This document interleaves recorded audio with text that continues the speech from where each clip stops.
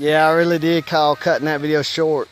I was going to keep recording a little bit more, but the rain, I'm not getting out the rain. I've been hot all day. The rain ain't bothering me. I don't care if I'm soaking wet. I got Brittany just washed my clothes. I ain't worried about it. But water dropped on the camera and cut it off right after I said, you know how a preacher will lie? This is why a lot of these preachers going to hell. Is they will so lie. They'll say, we're about to close. No, you're not. You're going to keep talking for attention about another 20 minutes at least. You're about to do a really long, you'll pray a closing prayer sometimes and get back to preaching again and do another closing prayer. I done seen that happen.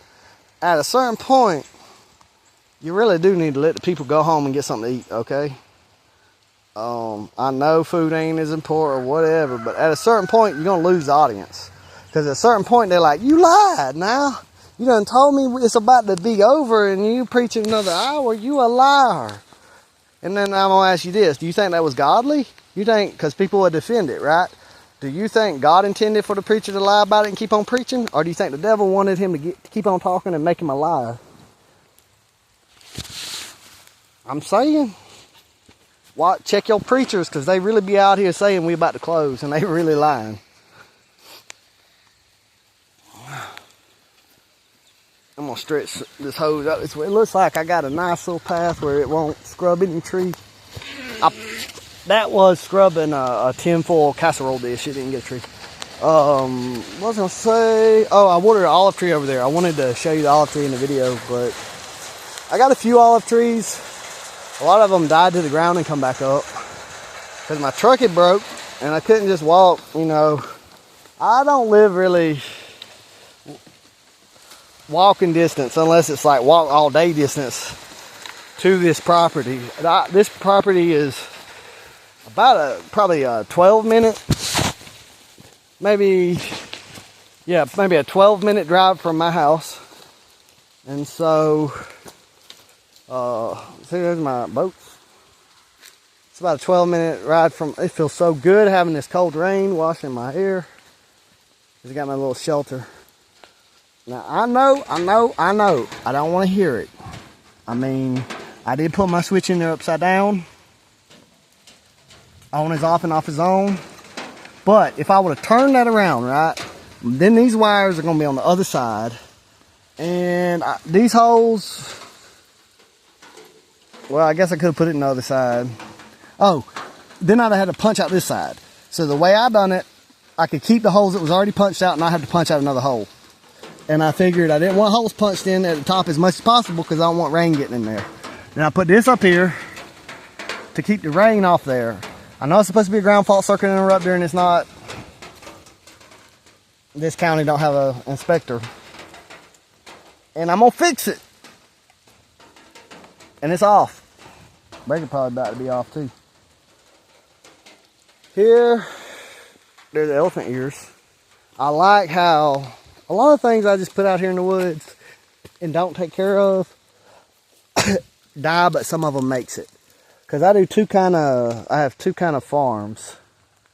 I have the ones that I put more effort and energy in, that are high intensity calorie, so I want to get a lot of calories out of it. And then I have stuff where I almost spend no money, no wealth, and no work to put it there. And so if it makes anything, it's a benefit. And I have some areas that are just kind of on the edge. I don't have time to watch it all the time.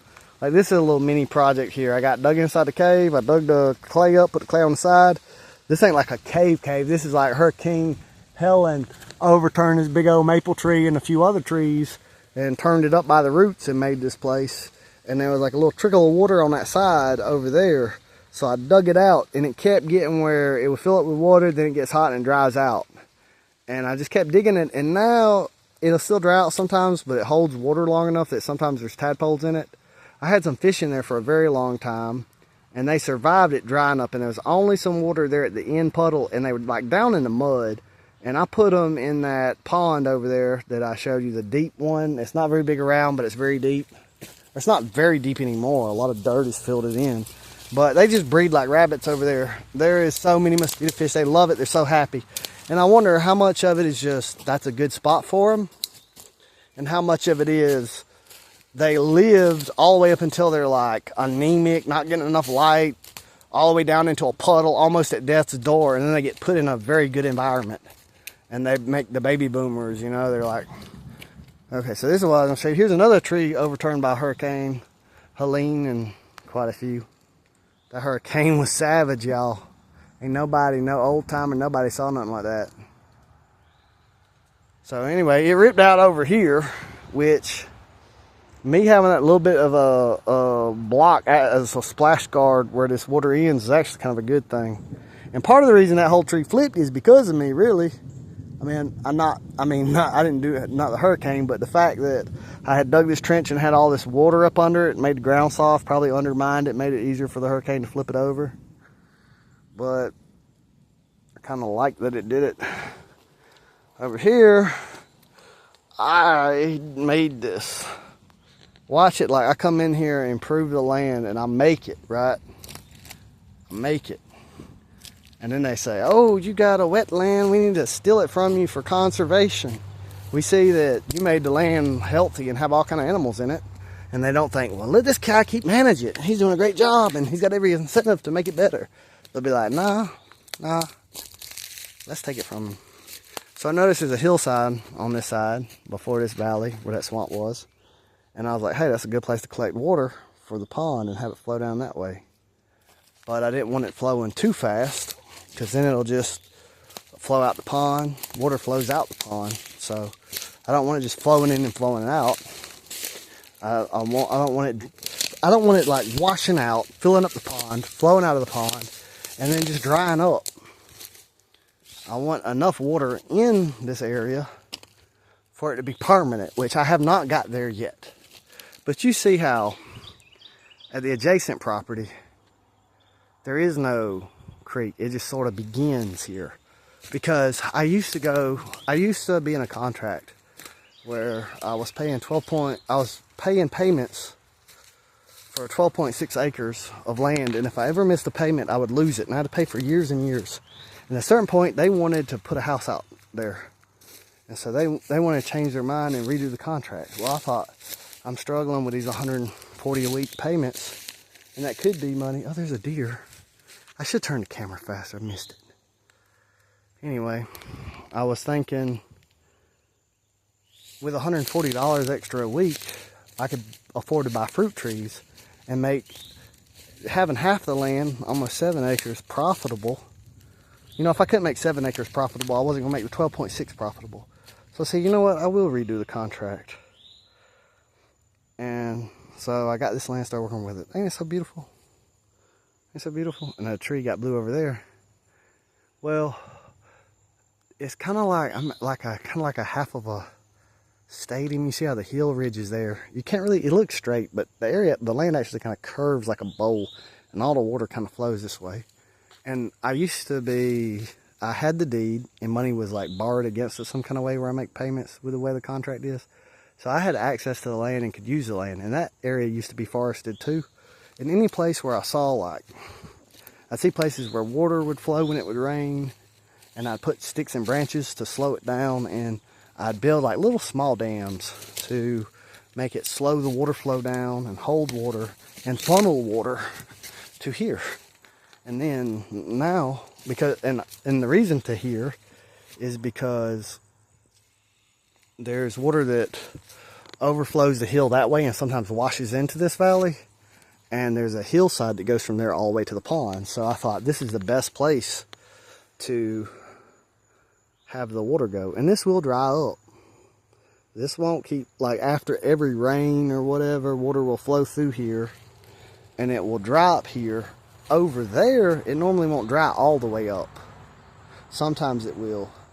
But it used to have way less water in it, and it used to dry up way faster. And so the trick is, if I dam it up, to put too many check dams to slow it down too much, right? And the water level raises, but it'll flow over here and go down into the swamp. So I don't want that to happen. But before I can continue on slowing it down, I have to build this area up. Once I build this area up so high that I can put some check dams in it, and when it raises the water level, it doesn't flow out that way, then I can slow the water down, and I can also dig it deeper to hold more water. And so eventually what'll happen is there'll be a check dam, like water branches and water and stuff, and it'll have to get so high and fill this whole area up before it can flow over. But if it was to fill up now, it would just start spilling out and carve another path opposite like that I don't want. What used to happen is all this water used to rush across down there and go out across the road and go out. And what I did is I redirected and focused the water to, before it goes out, it still goes out, but it goes all the way down there and it goes into my pond, and then at the low end of the pond, it overflows and goes back into the same area across. But before it leaves slower, it soaks into the dirt, and it makes the pond level higher. You see that I'm pumping water out of the pond for fruit trees, right? Well, the plan is I'm going to come in here along this trench of water, and I'm going to cut the trees along the sides here to let light in. And then I'm going to plant fruit trees all along on this part here and on that part there. I'll probably put one here and here. I might should put them all on this side, really, because this is the high side when it floods and stuff like that. And so then the idea is that I will have a strip of land that I can plant fruit trees. They get light, because this will be out of here, so let light in. And the fruit trees' job will then be to be the ones to shade and cool the area so there ain't too much water evaporation. But I'll have fruit trees that I won't have to water, and they'll be in a line that I can walk along to harvest. You see? People used to worry about me. They'll worry about me. They're like, Paul, what's he doing in his life? What's he doing? And now I'm the one with the land, the vehicle. Might be a little bitty building, but I got a house. And got Brittany. And got a lot of the things I wanted out of life.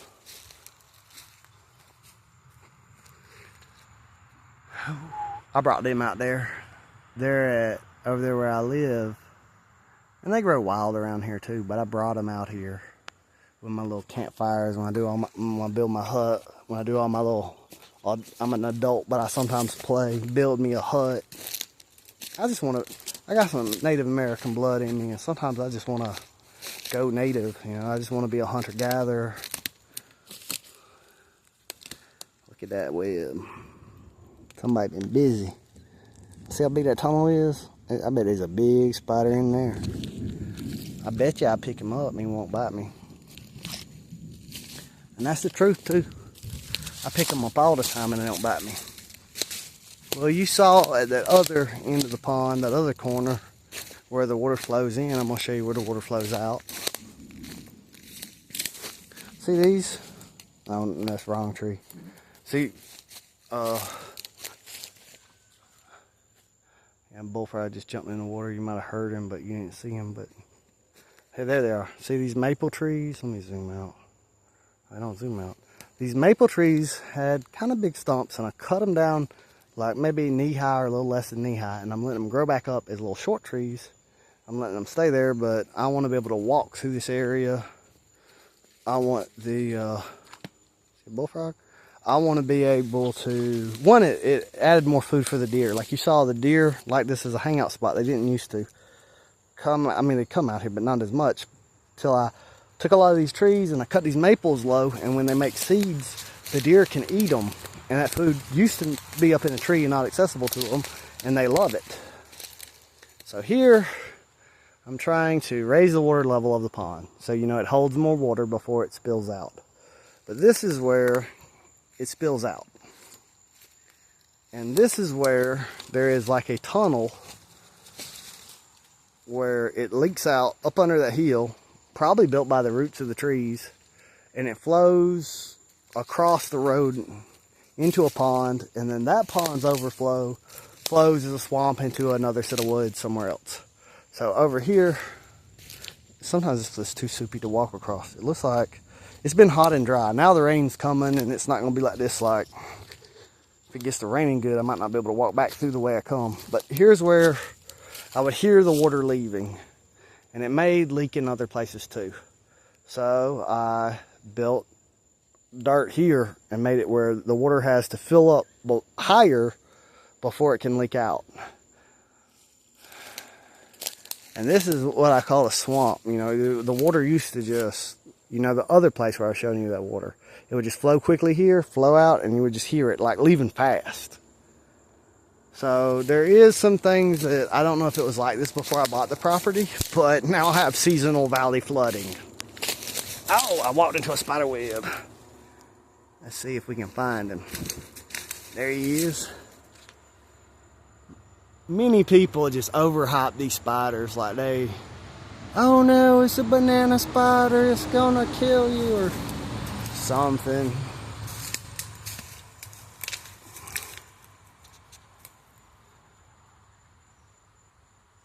I'm over zoomed in. I'm trying to back up maybe and zoom in. I'm trying to get you a good look of him, but my lens is probably fogged up. Anyway, you can take my word for it. There's a spider there.